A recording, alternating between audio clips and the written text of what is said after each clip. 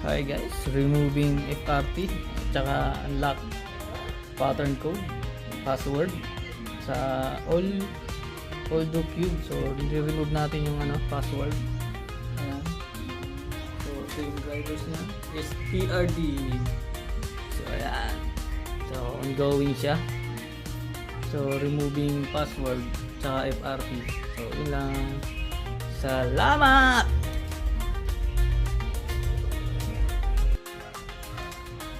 So ayan, so Aldo Cube factory reset.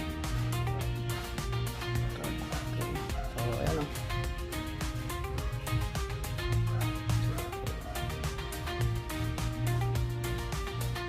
Okay, thank you.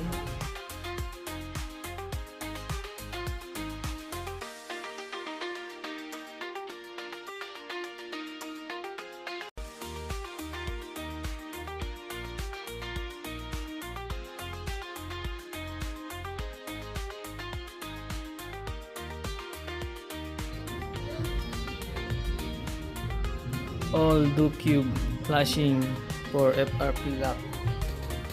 Ayan o, FRP lock siya. So ipa-flash natin para matanggal yung so progress na yan. So ito yan, Aldo Cube. Ano yan, play 50 pala yan. Ayan, 90% na, 100. So,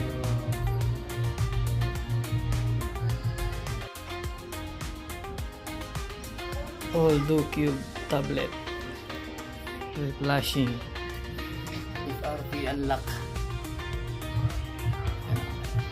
With flashing siya.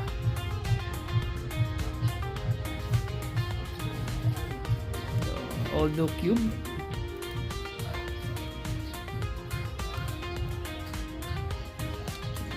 iPlay ano yan.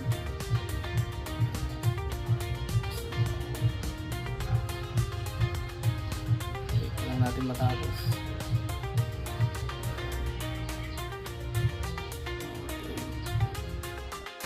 So ayan guys, ito yung Aldo Cube. So tinanggal natin yung password at FRP lock.